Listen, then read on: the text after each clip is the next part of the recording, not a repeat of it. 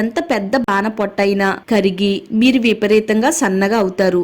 బెల్లాన్ని ఇలా నీటిలో వేసి మరిగించి నేను చెప్పినట్లు తాగితే చాలు. యాలకులు తీసుకుందామండి.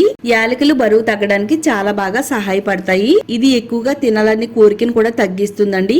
ఏ భాగంలో ఫ్యాట్ ఉన్నా గానీ స్టోరేజ్ లేకుండా తొందరగా ఫ్యాట్ అనేది కరిగేలా చేస్తుందండి. దాల్చిన చెక్క తీసుకుందామండి.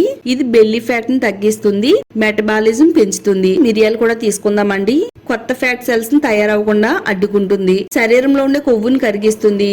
అలాగే మనం ఎక్కువగా తినాలని కోరికను కూడా తగ్గిస్తుంది. బెల్లం తీసుకుందామండి. బెల్లం ఏంటి వెయిట్ లాస్ అవ్వడం ఏంటి అని అనుకుంటే పొరపడినట్టే. స్టవ్ పైన ఒక గిన్నె పెట్టుకుందామండి. దీంట్లో 1 గ్లాసున్నర వాటర్ వేసుకుందాము. తర్వాత ఒక 3 యాలకులు వేసుకుందామండి. 2 ఇంచులు చెక్క కూడా వేసుకుందాము. అలాగే ఒక 5-6 మిరియాలను కూడా వేసుకోవాలి.